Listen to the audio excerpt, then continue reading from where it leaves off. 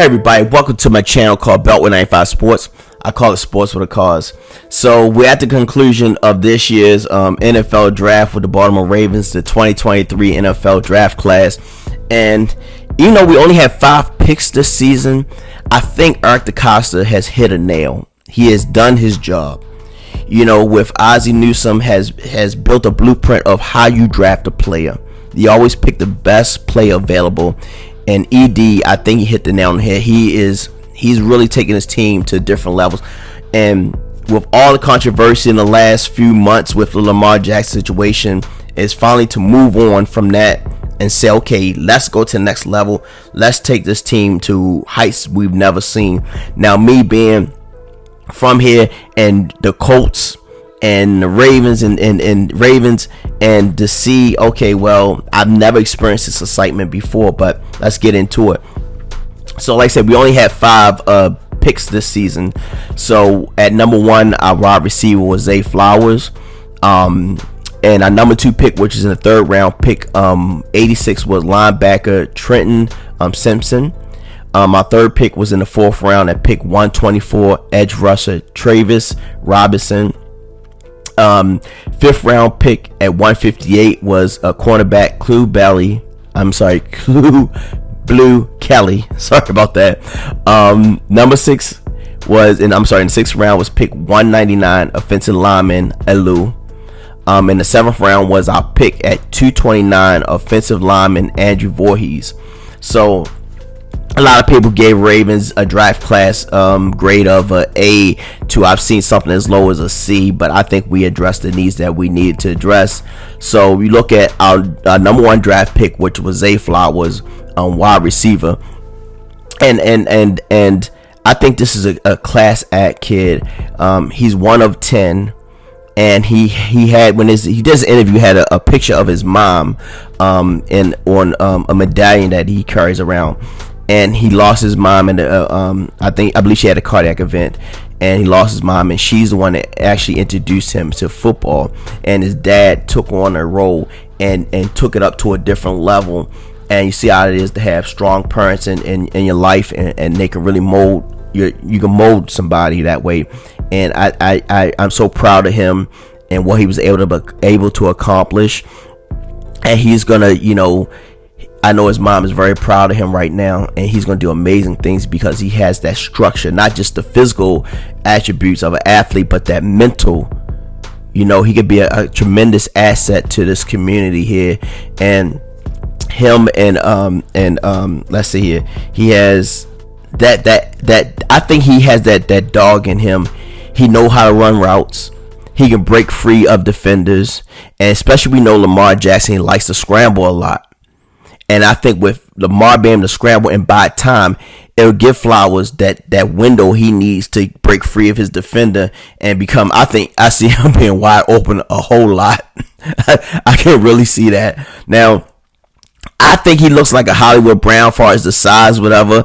But a lot of people compare him to Smith, and I think he could. He has that attitude that he can really do something. Now, Odell Beckham Jr. We have him for 1 year, $15 million, and him and Zay Flowers share the same trainer. They're out of Florida, and they had that personal connection, and he could be under Odell Beckham's learning tree. Now, hopefully, Odell has a positive, great season this year. Maybe he'll sign an extension, maybe another 2 years with the Ravens, maybe 3 years, and build something real special with the Ravens. And, for Lamar Jackson's contract being official and signed, and have him on board. And when these guys get together along with the other players, and we got OTAs coming up, and if you ever been one winning drive, it's a great castle. It's a great experience. And like I said, it's in Owens Mills. I've been there a lot of times, but you're gonna see a lot of people trying to fight to see Raven training practice, as if they already do anyway now. But it's gonna be so much. It's so much built around this team. And for me, being a Colts fan, growing up and losing the Colts without having the Colts stolen from us, and then having the Ravens and the CFL Stallions, and some people don't remember we had a USFL team as the Stars. I guess they used to be in Philadelphia, And Baltimore is one of the unique cities that actually have rings in the USFL, CFL, and NFL. And I'm so excited to see what this team could be. Now, we all look at different clues to different situations here. Now, I look at something like a linebacker, Trenton Simpson, and a lot of people think that is something to be made of it should be made aware of. Now, Patrick Queen, he hasn't been that dynamic player that we thought he was, but when Roquan Smith, when we signed him early part of this year, where he negotiated his own contract, he elevated Queen's play. So Queen actually elevated himself, long when Roquan Smith was added to the team. Some people say that Simpson could be his replacement. I don't know, but it's good to always have somebody waiting in the wings to push you to be better, like Roquan Smith did, for Queen. But I made several videos saying that Queen was going to be draft bait for the Ravens. I don't really know that now. There's still a lot of, the season hasn't started yet. Still a lot of time for the season to begin. There's still a lot of things that can be done. Who's to say that those two, they could be his replacement? Who's to say that's not the possibility there? But I look at the way this team is built. Ozzie Newsome put this into play that, you either compete or you're not going to be around for too much longer. This is a business. We got to understand it's a business, because we need to fill seats at M&T Bank. We need to have people that come to the practices.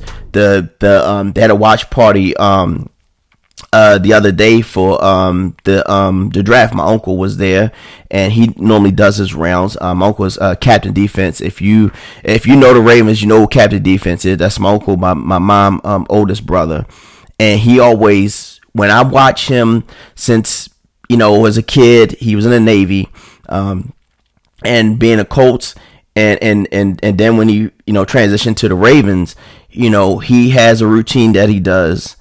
And he always talks about greatness being, relevant, respecting the fan base, respecting the people that pay the tickets, that put the players into, in the positions they have, because people work hard and they spend their money and they want, a good product.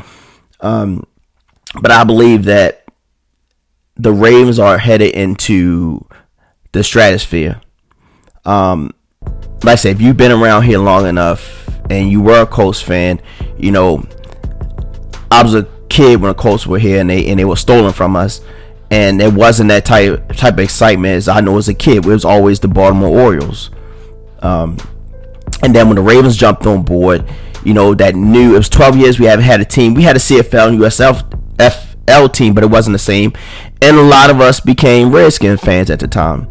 And to have something that's our own brought a sense of this is ownership to us here, and this is our baby, and we want to protect it. And Lamar Jackson brings that new excitement now with the contract is signed and it's a done deal. A lot of people that was upset, and understandable, but we're done with that right now. This is our team now. We're moving on, and we're gonna create some real great excitement. Now, of course, you guys see me with my Orioles jersey on here. I wanted to show the Orioles some love. I mean, they have been kicking butt. I feel something special with this team coming up this season. And what is it like to have excitement around the Orioles and the Ravens at the same time? And to have that excitement built on. And I mean, we had it before when in 2013, when the Ravens went to Super Bowl, and then the Orioles had that amazing 2014 season. Like I said, me and my son did a project with Adam Jones with the belt, and I see that excitement come on to have something to be happy about in this area. And I could go on forever. I'm going to end it right there. This is Belt 195 Sports. I've been doing projects to raise funds for children and adults with special needs like autism with the Ravens, Orioles, Nationals, Commanders, and the Capitals. You see here, this belt here that we did for the Capitals is going to be auctioned off and to raise funds for Merle Special Olympics and Pathfinds for Autism. BJ Surhoff, who used to play for the Orioles, created this foundation to raise funds for children with special needs and autism. And hopefully you guys like what I'm doing and support the channel. Like I said, we're gonna really change the lives of children with autism. Just something I personally experienced in my life, and I still deal with it now. But there's a lot of great works out there. This is the uniqueness of this channel. It's about raising awareness for autism and doing it through the eyes of sports. A lot of children with special needs, especially parents, don't get to enjoy sports like other people get to do it. They don't want to have to explain themselves why their children have autism, have certain sensory needs and fits, and sometimes you don't want to do that. You feel you feel cut off from society, and you don't really like to be out. But I'm gonna end the day again, like I said before. If you like what I'm doing, consider like, subscribe to the channel, and you guys take care of yourself. And go Ravens and go Orioles. Thank you guys.